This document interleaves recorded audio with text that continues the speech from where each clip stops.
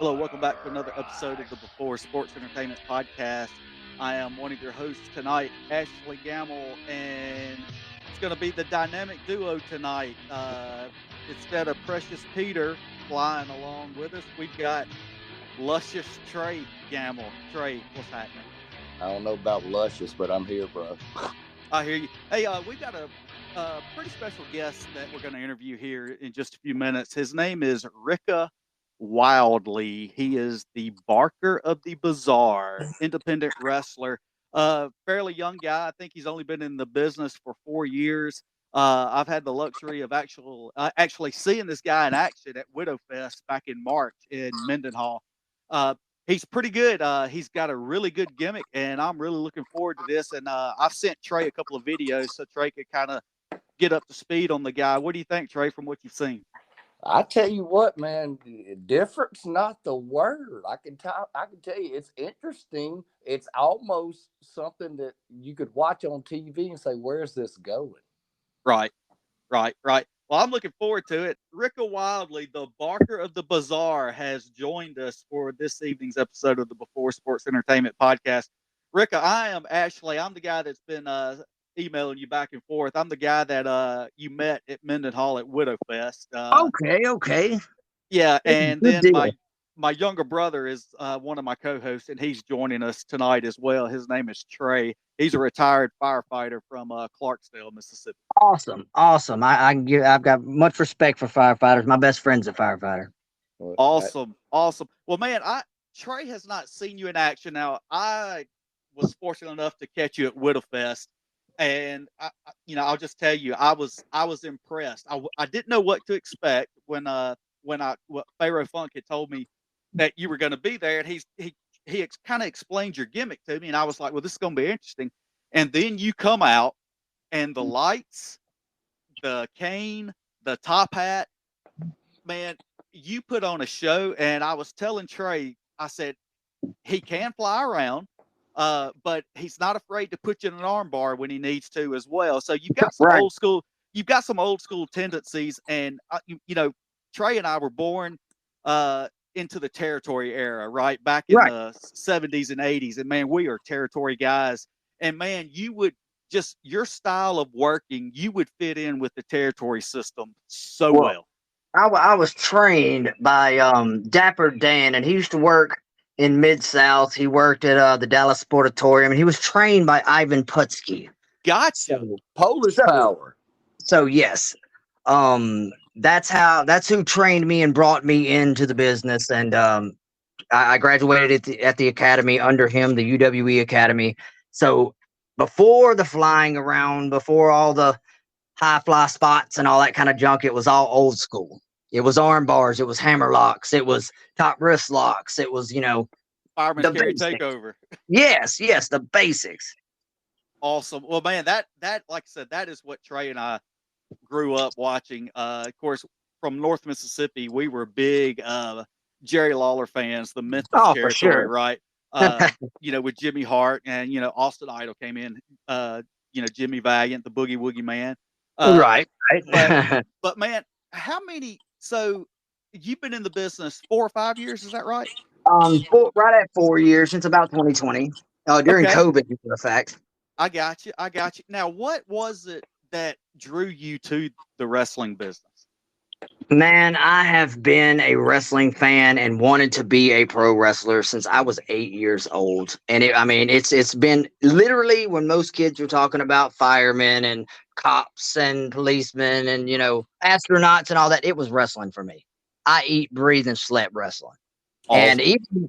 even through my teenage years, as most of my friends growing up, they were into wrestling, but they kind of grew out of it, this, that, and the other, and started, doing what most teenagers do. They chase girls and go to parties and stuff like that. Dude, I was still on the trampoline pretending, you know what I mean? Right. And it was to a point to where I had a son at 17, Hmm. and I had literally just put down my wrestling figures so he had something to play with. You know what I mean? Like, I was obsessed, and I Right. still am to an extent. I just Well, get to really do it now. well, Rika, this is Trey, by the way. How you doing, buddy? I'm doing great. It's nice to meet you, sir. Yes, sir. You too. I'm Ashley's younger brother. I'm like you said. I'm one of the co-hosts. One of the things when Ashley was describing me and him being territory guys Right. growing up, I've watched a couple of YouTube interviews you've done, and I've watched a couple of your YouTube matches because I've never seen you live. Yeah. One of the characters from the territory that I actually get a vibe from you is exotic Adrian Street. See, I've watched a lot of Adrian Street, dude. And He was one of those guys when he came, because in the territories, Rika, they came in 3-4 months at a time, then they were gone, then they'd come back right, periodically. right. But he was one of the ones that there's something that draws your attention to him because it's so different from everybody else. Right. It's out of left field and back, especially back then, but even considering nowadays, it's one of those things, you've got to be able to draw before you even enter the door. Exactly. You've got to be able to captivate the fans before they even get a chance to see you work. And we're nowadays, most wrestlers that, are coming up, like myself, are blessed because of social media, and we get to do that without having to, do a whole lot. We can put ourselves out there ahead of time, but for the most part, just like Adrian, he captivated the fans by his outstanding and overall personality, because people wasn't seeing that kind of stuff back then. Yeah, Right. and in Memphis territory, you saw somebody like exotic Adrian Street, kind of like today, especially in the South, even though everything's matured now, it's just something like you do to what he did.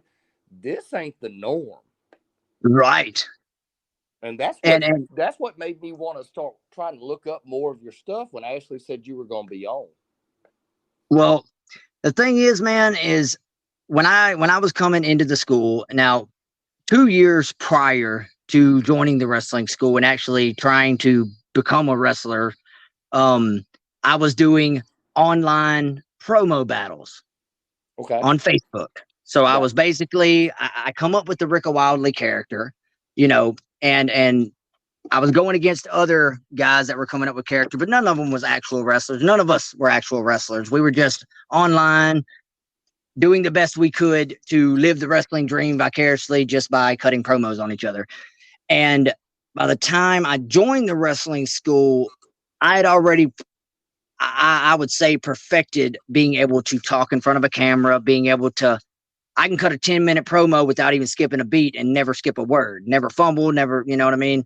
And it has got to a point now to where most places that I go work ask for a promo ahead of time because they like the gimmick, they like the lights, they like the whole get up, and that's what I've worked for. But as far as now in the ring, when I come out,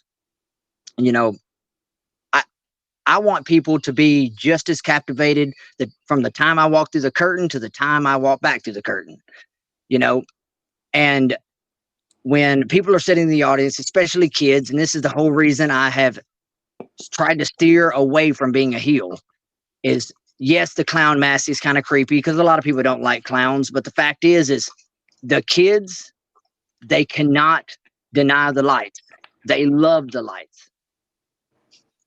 They cannot look away. Right, yes. And that's the thing, my coach, the guy that trained me when I was working under him and working his shows, which I still do periodically, but he tried pushing me as a heel at first. And I told him, I was like, man, I don't think I'm a heel. Not that I can't be a heel if I need to be for a show, but I prefer to stay face. I like being able to mingle with the fans. Because he was so old school, he didn't let the heels come out of the locker room for intermission. It was one of those deals. Okay. Gotcha. Like he was that old school. He was to the point where it's like heels and faces do not mingle. If y'all, after a show, if we're working a couple towns over, heels and faces do not go eat together. They're not seen together. That's the way we were trained and the way we were put out there. No Hacksaw Jim Duggan and Iron Sheik on the state New Jersey. That's exactly right. And they will not be seen together. You keep kayfabe. So, and no, go ahead. Oh, sorry to interrupt you, but all right. So let's go to the creation of Rika Wildlee. So you were doing these promo battles, and you kind of had an idea that you're going to be Rika Wildlee. What? Well, okay, it was kind of a build, a slow build, I would say, because when I was in high school, okay, when I was in high school, one of my friends gave me the name. I'm a huge nerd. I'll tell anybody. I played D&D the whole nine, and one of my friends gave me the name Ricochet because my character would always throw knives and ricochet them off stuff, and they would stab somebody, all that kind of stuff. It was all fun and games, but that name stuck with me through high school, and all of my buddies called me Ricochet. Now, this is before, Ricochet become Ricochet, what we know Right. now. Right. But when my middle name is Lee, and I was going to call myself, when I joined the school and I become a wrestler and all that, I was going to call myself Rika the Wild Card Lee and do kind of a jester-ish kind of gimmick, whatever. But then I got to looking online, which I do with everything that I do. And I preach this to other wrestlers that are coming up. Do your research. If you want to be original, do your research and find out how many of whatever is out there. If you come up with a cool name, research that name. See how many people is using that name. You don't want to be the 100th such and such. You know what I mean? Right. And that's the way the wild card thing was. There's a billion wild card whatevers out there. So I was like, how about this? Rika Wildlee. Oh, cool. But hey, And you talk about the and wild card? yeah, I just dropped the card part and just like I said, my middle name is Lee. So I became Rika Wildlee. And I when you talk about wild card as what you were like aiming for out the gate originally, I think of the character, the superhero, supervillains. I think of Gambit. See, that's my favorite X-Men. Okay. That's exactly the vibe I was going for. Okay, so I'm Is I'm on board with you here. I was gonna carry a card around, you know what I mean? I was gonna get a card printed with me on it. Oh, But cool. then it got to a point to where I was like, you know what? Even though I am doing the purple and green and all that kind of stuff, I'm trying to do my best as a character to steer as far away from ICP or the Joker or trying to make it mine, and not just be a second rate them.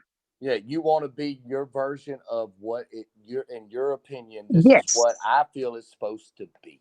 Well, that's the reason the whole build of the Barker became a thing, because they wanted to be they wanted to do the Rick of the Clown. They call Rick the Clown, and I'm like, dude, no, I don't want to be the clown. The only thing that's clowny about me is the fact that I wear the clown mask. Gotcha. I don't do the antics. I don't do the balloons. I don't do the bandanas out of the face. Yes, I don't do the gimmicks like that. I don't work the gimmick like that. I do the Barker. He's a carnival Barker. Gotcha. Come on, step right up.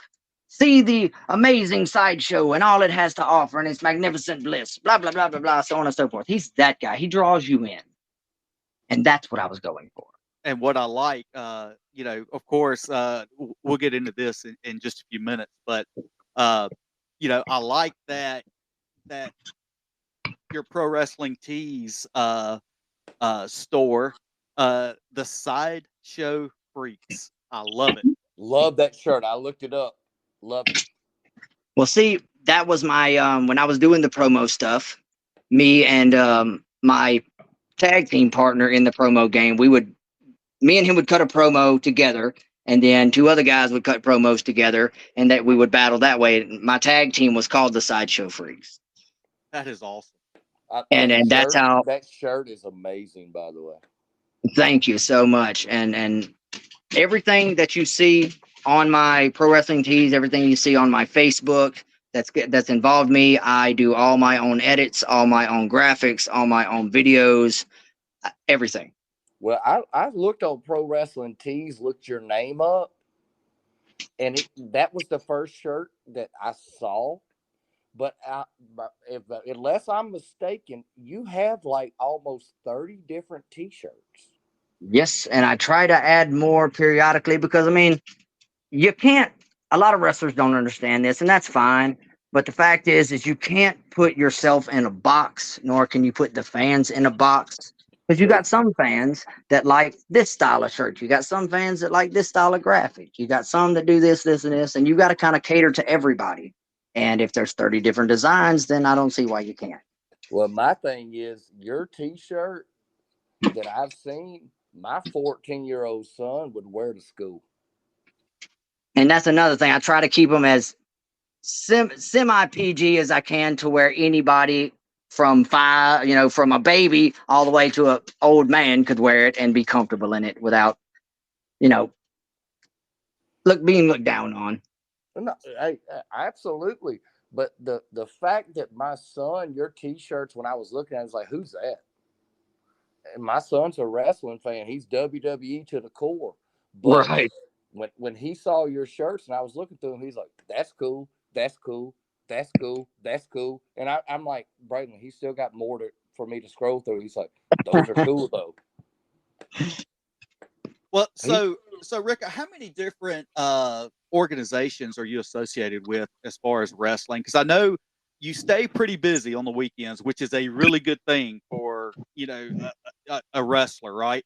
So I've noticed, I've seen you in Texas. I've seen where you've been in Arkansas. I've seen where you've been in Alabama. Obviously, I have personally seen you in Mississippi. So Right. how many different organizations have you wrestled for, or are you associated with? Let's see.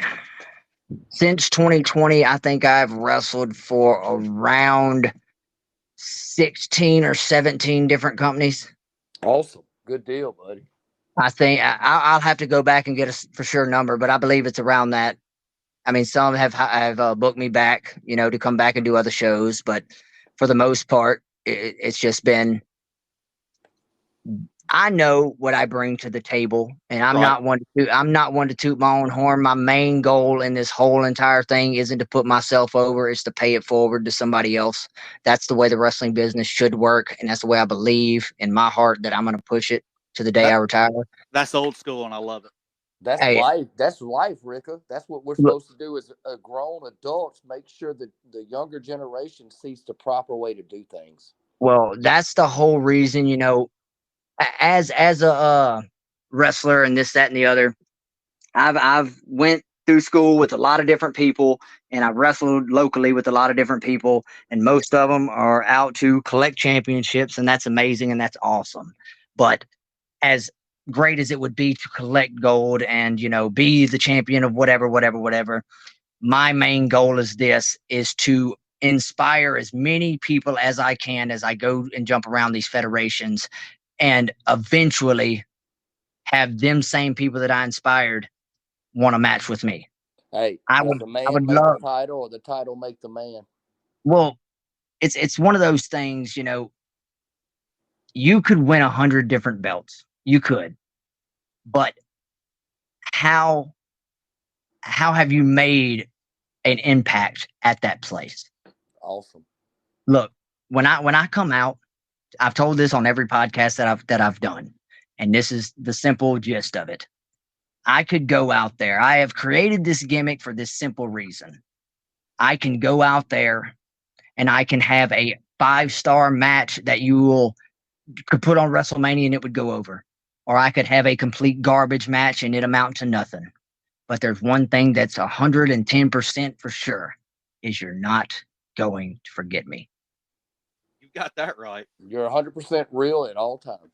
Yes, you're not going to forget me. Whether it's on the ride home, you may not even know my name, but the fact is you're going to go, hey, that guy with the lights. That guy with the lights. All right, so you say that. Okay, so you just said on the ride home, that guy with the lights.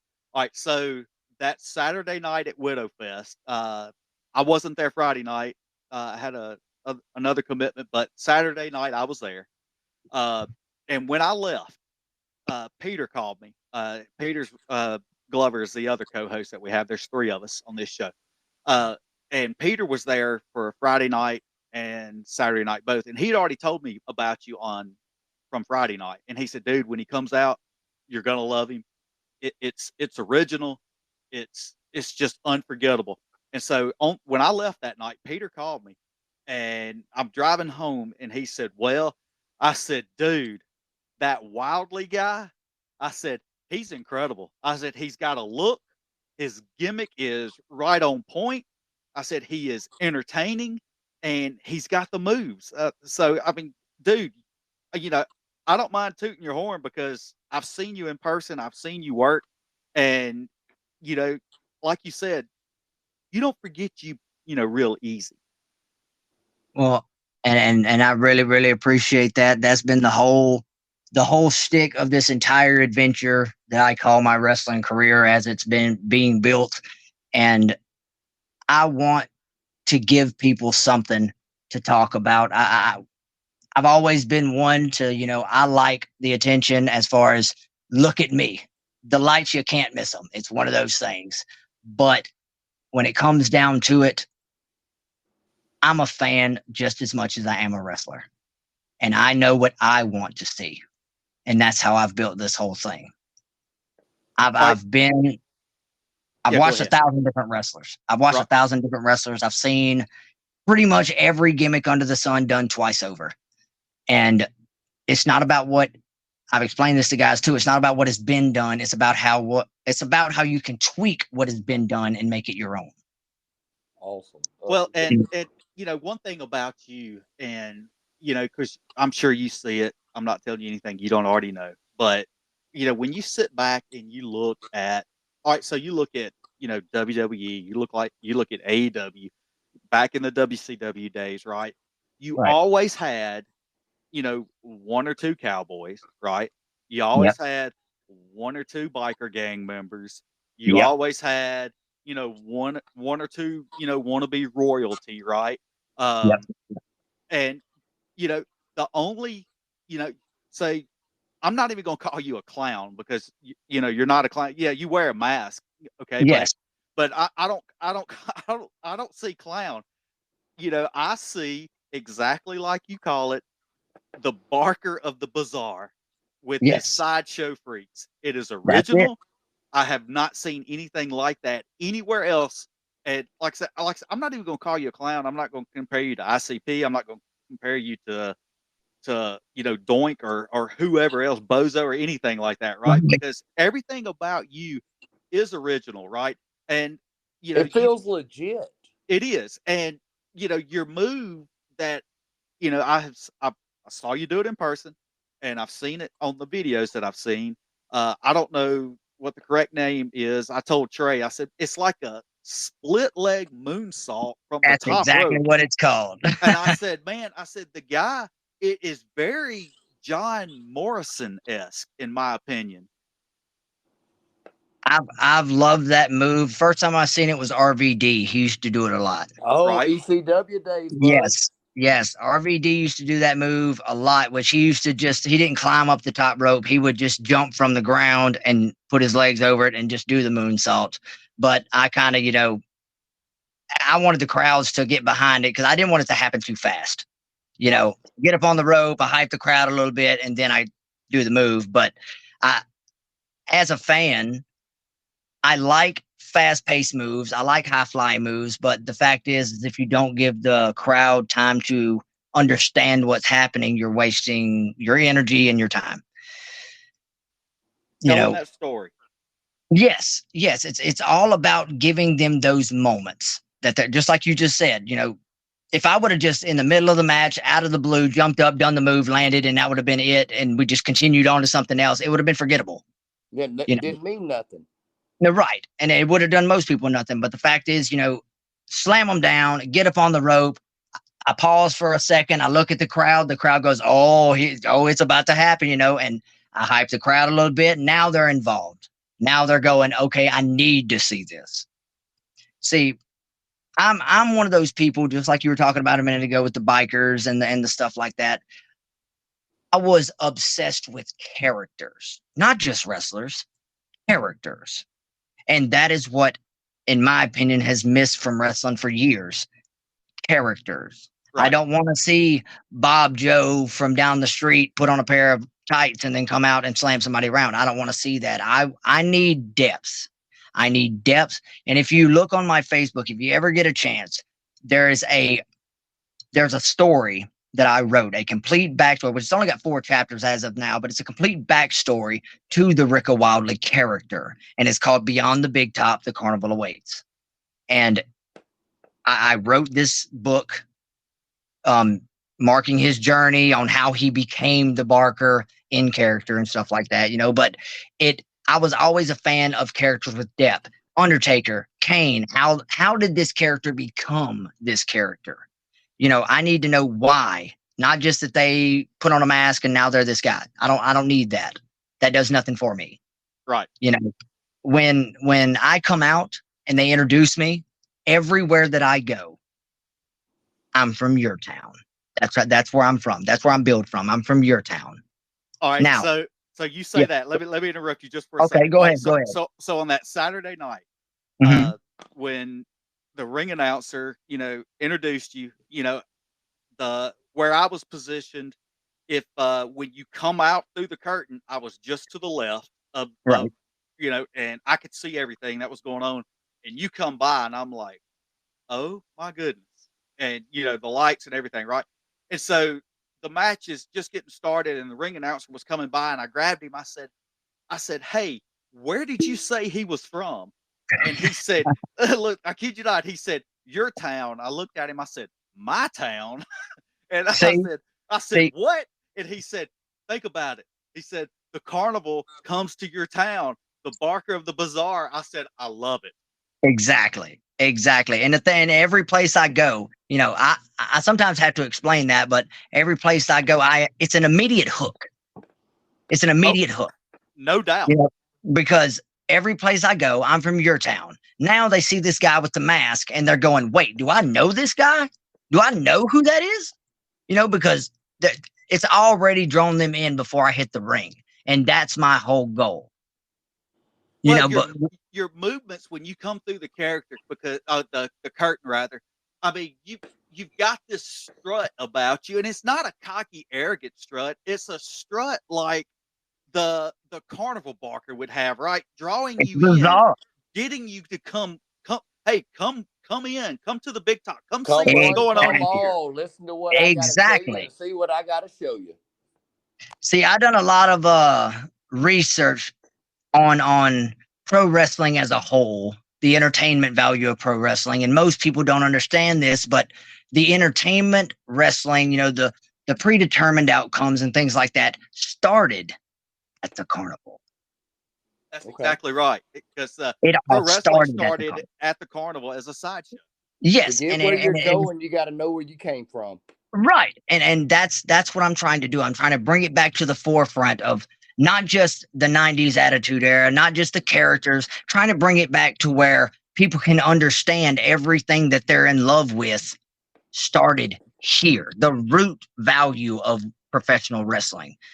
And most people want to look back 10, 15, 20, 25 years, because the heyday of wrestling was then, that, and the other. But the fact is wrestling started way, way back when, but the love and professional wrestling we know now that we're all involved in, the predetermined outcomes, the characters, this, that, and the other, started at the carnival. It was a sideshow attraction. They called them sideshow freaks. And they did. And that is my fan base. That's what I call my fan base. And it is because of my tag team and the promo stuff. But I call my fan base my sideshow freaks because in all reality, everybody, there's no such thing as normality. And in true real world stuff, there's no such thing as normality. Everybody has something different about them. Everybody has something a little more bizarre than the next. And to an extent, we're all freaks, whether we embrace it or not. Oh, I agree with that 100%, buddy. And to a point to where, like, I used to sell these masks at my show. It was just a plain white, like drama masks, the happy and the sad, the drama mask. Right. And I would sell them to the kids and everything, and I would give them the 3 crayons, like say you get an IHOP when you're just like red, green, and blue. All right.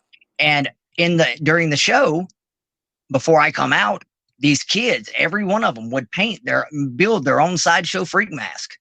I mean, that's awesome. You were talking about the masks, right? That you used to hand out. Yes, yes. What I wanted to ask you about that.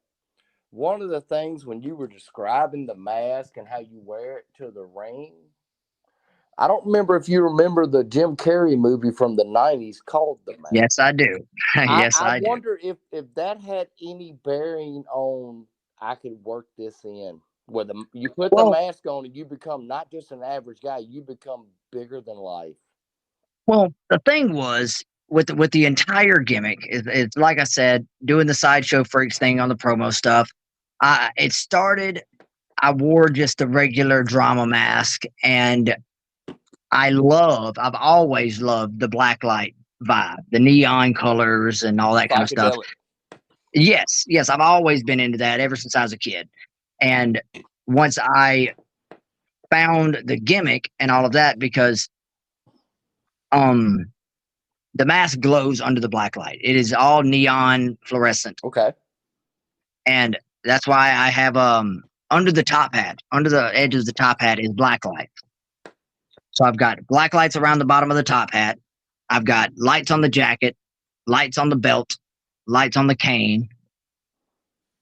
And it's just one of those things. I never thought about the mask, to be honest. I've always liked the clown thing and the neon colors and the black and white stripes, spiral, black and white spiral thing. I've always really been into that.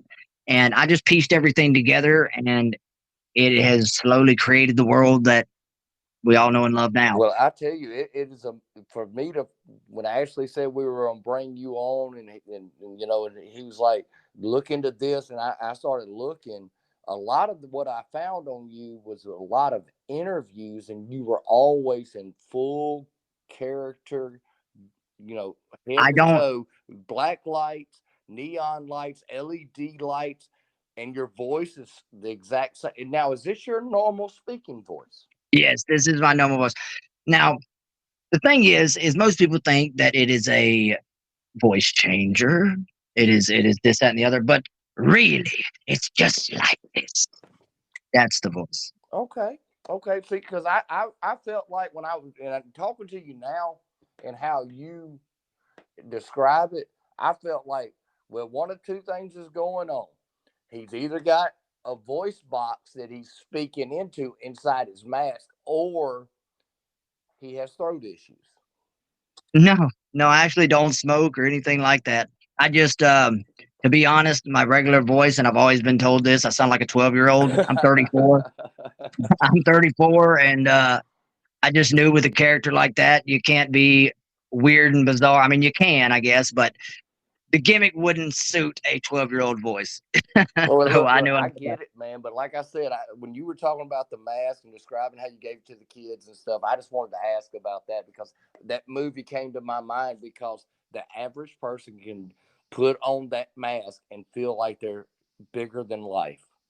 Well, the reason, to be honest, the reason I started doing the mask, like the whole beginning thing was it makes everybody equal. Yeah, you go.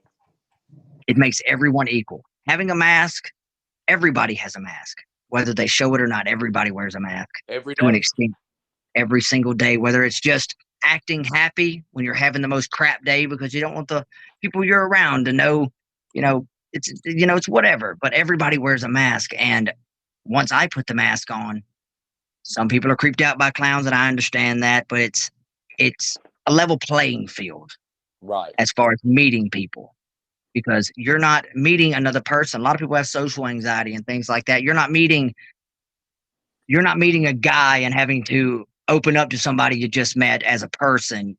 You can come up and talk to me as a character and feel free to do so, and feel comfortable. Gotcha. Gotcha. Okay. I appreciate you clarifying that and answering that for me because it was just something when you were talking about the mask, it just struck me all of a sudden about that movie for some reason. Well, the green mask, and I get it. But my biggest thing was, like I said, I've always been obsessed with characters in wrestling.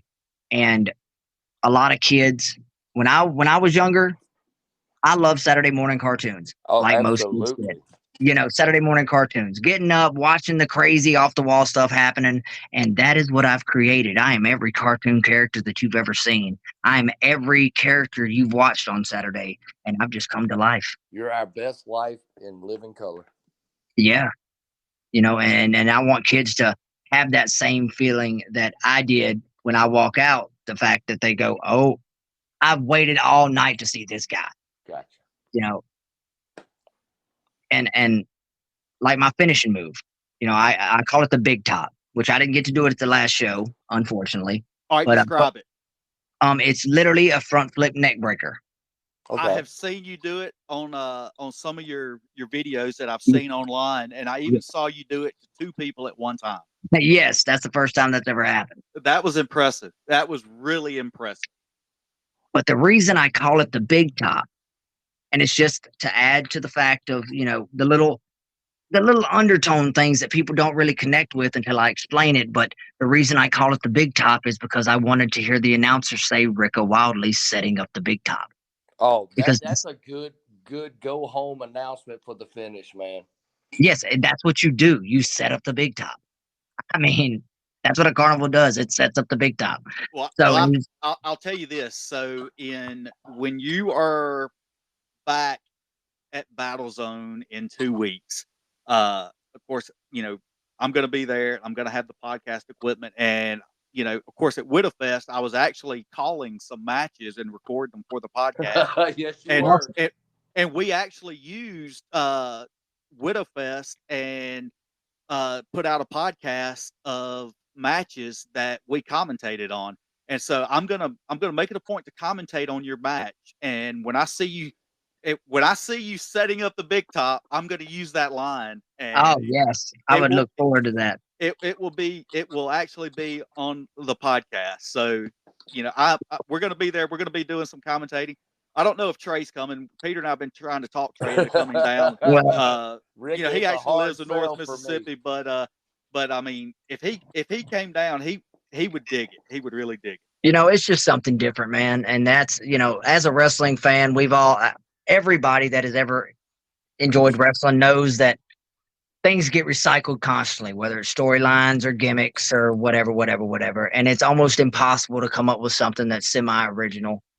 And to dig past the basics of the wrestling and dig into the character-esque things like the top hat and the jacket and the lights. Like, I've seen 100 different characters, and I've seen the ones with the tie-dye, and I've seen the ones that are, clowns and jesters, and I've seen this, that, and the other, and I've seen the voodoo shamans and the Undertaker type people and all that kind of stuff. But I'd never seen anybody that took LEDs and utilized them in the manner that I use them.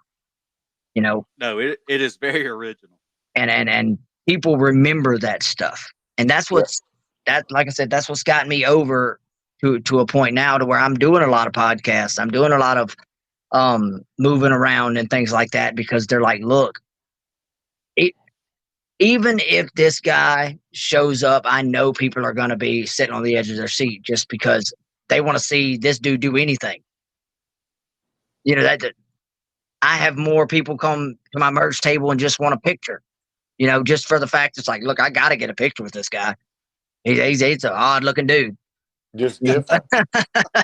Well, and I'll tell you, and I told Trey this. So, after Widowfest, when packing up, I told Trey, this guy, is kind of standing by the table, and he looks and he points. He goes, "Hey, podcast guy," and I said, "Yeah." He goes, "All right, cool, man.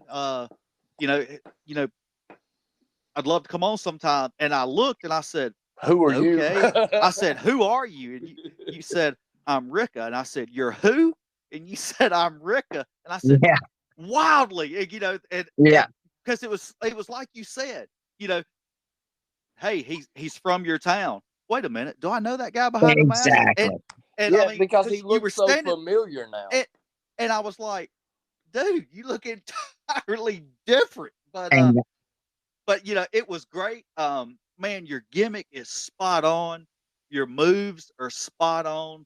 I told Trey, I said, he can do high flying stuff, but he's not afraid to put you in an arm bar and slow things down, Yeah. when he needs to. And I said, man, he has got it figured out. And dude, your ceiling is unlimited. It really is, in my opinion. And of course, who am I? I'm just some wrestling nerd that started a podcast with his brother and a buddy of ours, in right? Podunk, Mississippi. But you But got your but brother actually going to Pro Wrestling Tees looking up Rika Wildlee's t-shirts.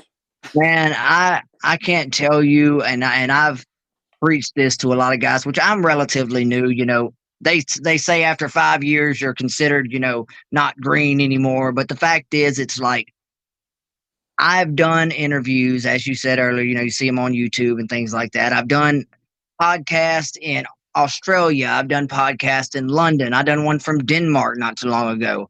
You know, the social media has opened doors that would have never otherwise been opened, and has put me on a platform to get in front of eyes that I never would in my life got to meet or got to talk to and things like that. And it is now set me in a place to where talking to guys that are just coming in, I'm telling them, I'm like, look, I know it's hard to run multiple social medias, but I've got a YouTube and a Facebook and an Instagram and a TikTok and a Twitter, and I've got all of that.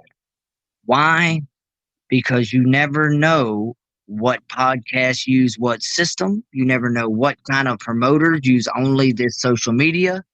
If you've got a little bit of everything, then there's no reason that they can't find you, see you, notice you. You never know who's watching. That's exactly right. And if you don't invest in yourself, and that's a small investment, it's free. All these little profiles and social medias are free. So if you don't invest in yourself and you don't believe enough in yourself to push your gimmick, whether it be on the designs like Pro Wrestling Tees or social medias or whatever the case may be, little videos and little clips and stuff like that, if you don't push yourself as a character, as a wrestler, as an artist, entertainer, whatever you want to call it, then you don't believe in yourself enough. How can other people believe in you? How can other people want to get behind you? Well, Rika, let me ask you this. If you don't mind me asking one more question to you, then No. I'll be done. Let Ashley and you wrap it up. All right. I want whoever's listening to this when we put it out, give them the 3 best ways to get in touch with you, whether it's booking or just to follow you. I'll tell you what.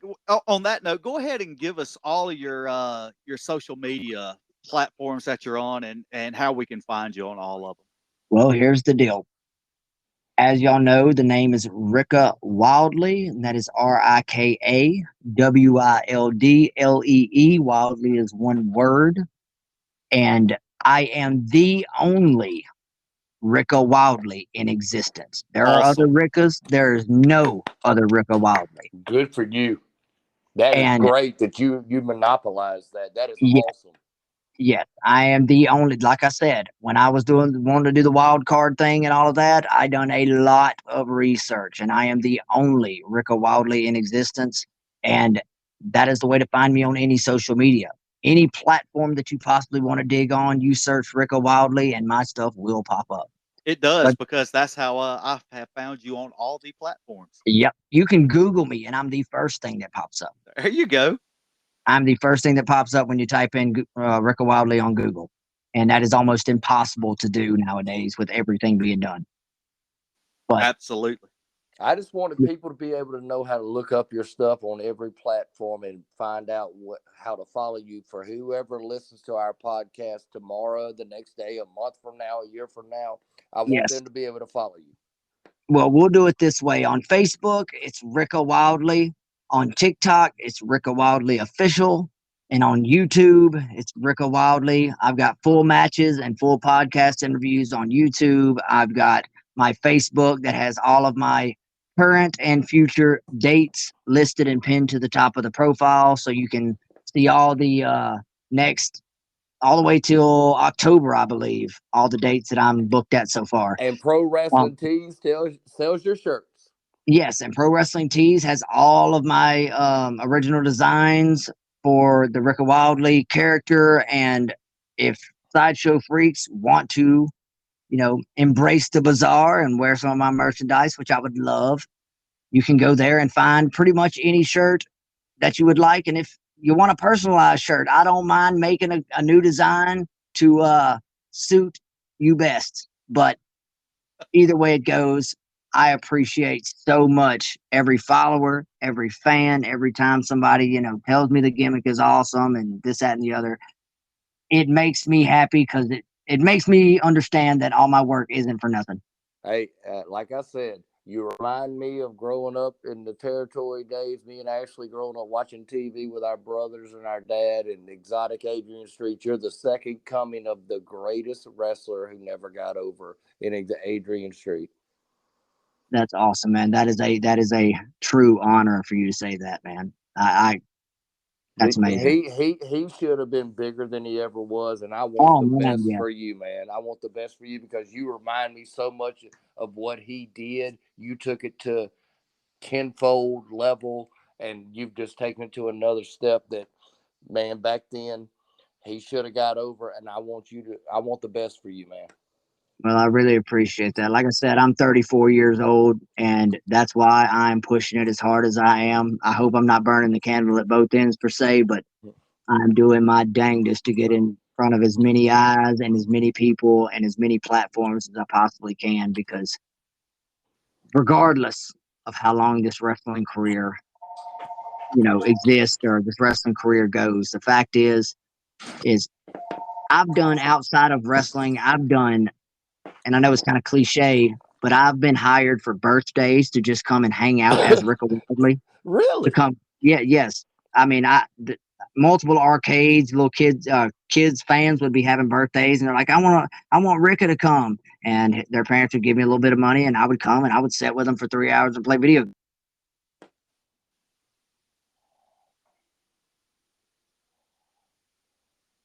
Did we lose him again? Yeah, but Ashley, it's 8:42. He's probably getting ready to wind down. His phone's probably dying.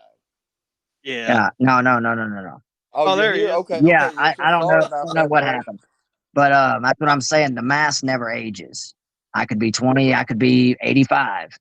But Well, Rick, Trey said, he wants the best for you. And one way he could, follow through on Don't making do sure it, you get the Ashley. Don't is for do it. is for him to come to Mendenhall in 2 weeks and witness the freak show. here's the deal: you show up, I promise you'll be at every one after. No, if I show up, you're gonna give me a mask with 3 crayons. No. I'll do you one better. I'll do you one better. I'll sign and give you one of each of my merchandise. No, I don't want anything gifted to me. If I'm able to make it, because I don't even know where Mendenhall is. Just so you know, that's the running joke on this show. Well, Trey I don't didn't know know where where it was until the Mendenhall last is. Battle Zone show. I had no, and I live in Louisiana. But you've been there before, my friend. Yeah, yeah. How far is your commute from where you live to Battle Zone? About 3.5 hours or so. Not too Oh wow. bad. That's actually one of the closer shows that I work, or that I've been booked at. The other ones are like 7, 8, 9, 10 hours. Like I went to Ohio and wrestled at the Gathering of the Juggalos at Bloody Mania for ICP in 2022. Oh wow. Oh wow, Ohio. Yes, Ohio, and it was a 16-hour one-way trip, and stayed 4 days.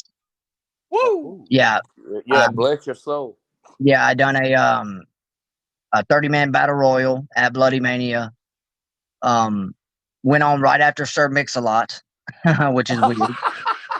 yeah. Which I is graduated the year Baby Got Back was popular. I'm telling you, like, and it was at 2 a.m.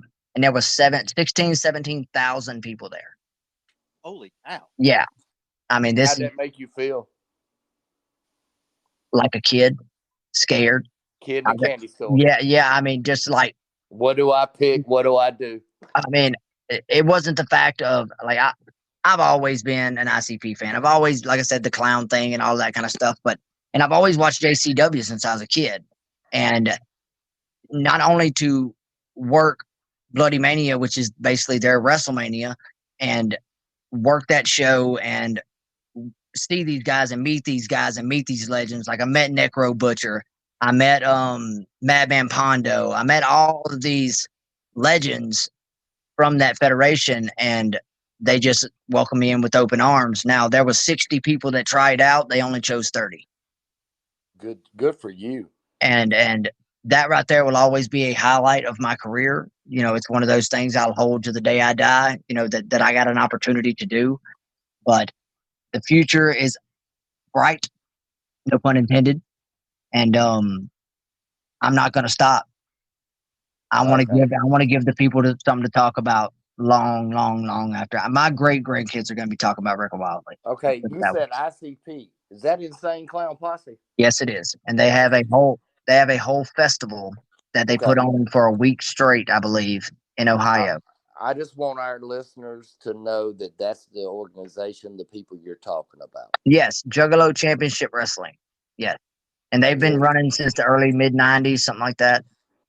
But some people think ICP is just some like rogue whatever, but the Insane Clown Posse been in the wrestling business for a long time. Yes, they have. They've worked for WCW, WWF, all kinds of different promotions in the 90s and stuff like that. And regardless of the music, I've just always been a fan of all different types of wrestling.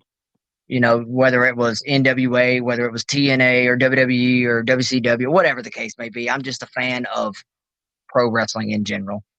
Well, Rika, I just want to let you know I've enjoyed this conversation and yes, sir. actually getting me involved in this because I didn't know who the heck you were until about 48 hours ago. Well, probably. It's nice to meet you. I was going to look you up, and I, dude, the interview itself, I've been thoroughly impressed. Like I said, I'm going to do some more, but I will be a shopper of yours on Pro Wrestling Tees because your shirts are amazing. Thank you, brother. I really appreciate that. I worked hard on all the designs. Well, like I told you, I am going to, as soon as we finish up here in just a minute, I am going to ProWrestlingTees.com, ladies and gentlemen, ProWrestlingTees.com. / Rika Wildlee, official Rika Wildlee. To get your Rika Wildlee t-shirts. The designs are off the chain. I mean, every one of them is amazing. He has done a really great job with his marketing of his t-shirts and partnering with ProWrestlingTees.com. Man, that has got to be a godsend. It's a blessing, bro. It's a blessing. I promise. Well, Rika, you can say one shirt you think the one that the people need to look at the most to get an idea of who you are. Which one is it? I'm gonna say the original shirt. It's a card, and it says Sideshow Freak on it. Gotcha. That's the one I'm ordering tonight when we hang up.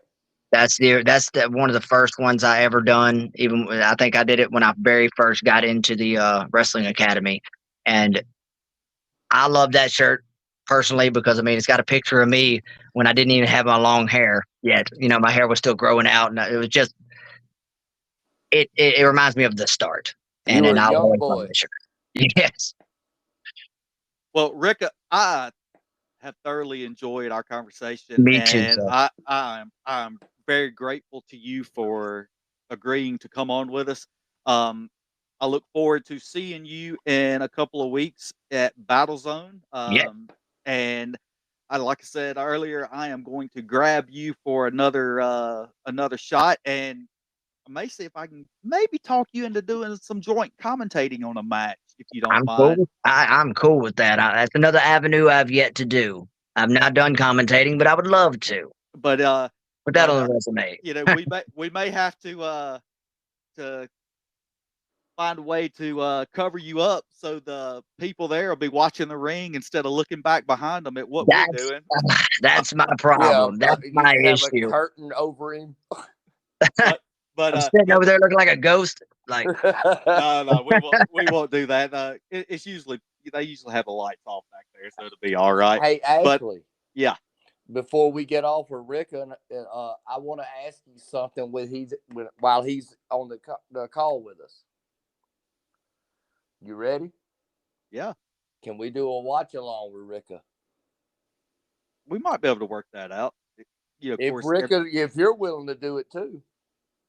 Yeah, I'm game. You just let me know. We'll set up a date. We'll make it happen.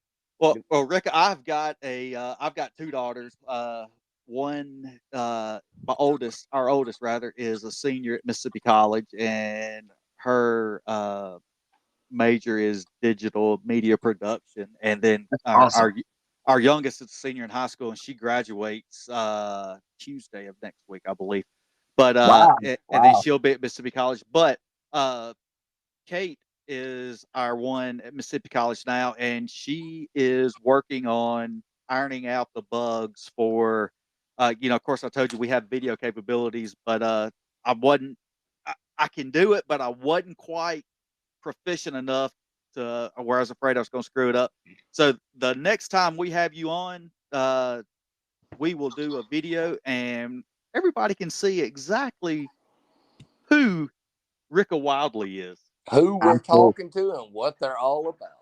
I'm cool with that. I'm game for whatever, guys. You just set it up and we'll make it happen. All right, Rika, man, I really appreciate you coming on tonight with us, and Thank you, bud. I will Yes, see sir. you in a couple of weeks and have one of those wrestling buddies for I me. got you, bro. I got you. Thank you for having me on. I really, really appreciate it. And always remember, no matter what, embrace the bizarre. Yes, sir. I love it. I'm a sideshow freak. Thank you, Rika. Yes, sir. Y'all have a good night. See ya. You too, bud.